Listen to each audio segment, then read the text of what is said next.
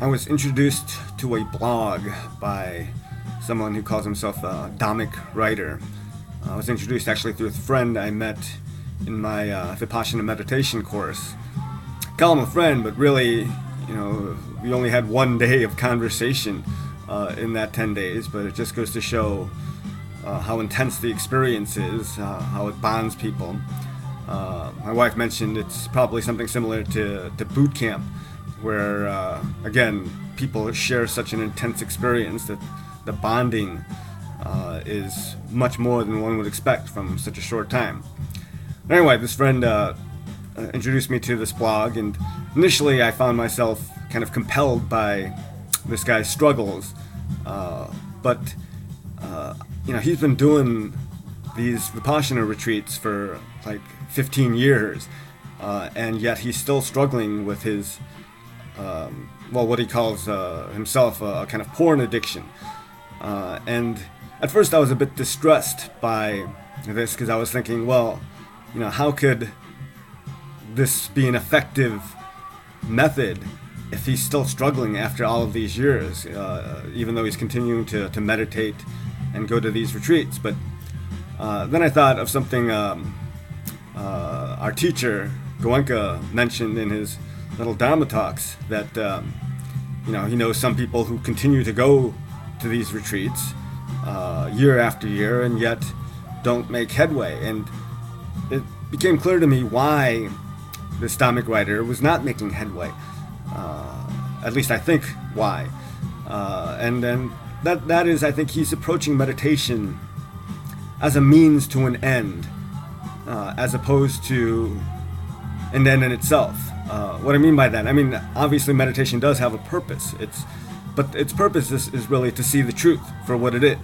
And if you're approaching it as something that is like a cure for your ills, I think it's going to, in fact, be counterproductive. It's going to reinforce the very habit patterns, the sankharas, that you're trying to free yourself from.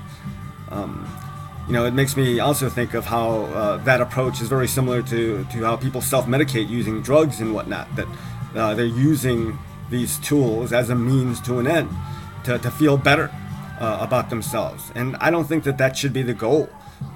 In fact, you will feel better and you will be a better person, but that's not the goal. That comes in the process of seeing the truth for what it is.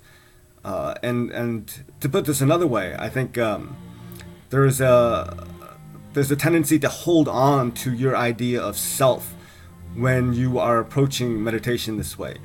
In fact, I don't know, maybe another way to look at it is that this Dhammic writer constantly talked about himself as an addict, and basically gave him labels and talked about all of these kind of typical 12-step type ideas about what he is and what he needs to do to not be that.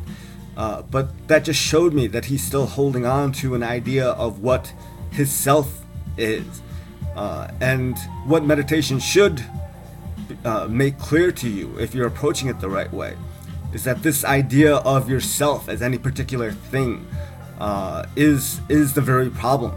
That the self is ultimately an illusion.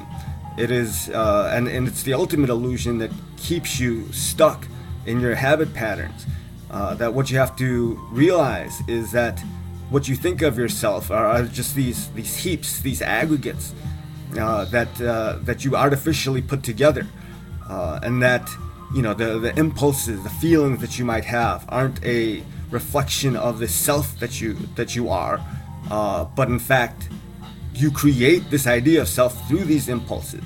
And once you let go of these, once you realize that, you don't associate these impulses with yourself anymore. You realize that they are just that, these impulses, and you're able to let them go. You're able to observe them scientifically, objectively, and recognize that that's all that the self that you think you are amounts to.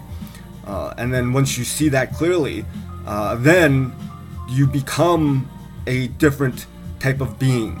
Not a being trapped by your memories, trapped by your preconceptions of who you are, but a being that is in touch with others, where you're not caught up in making yourself feel better or making yourself a better person. That comes, but that isn't the objective. It comes from seeing the truth for what it is.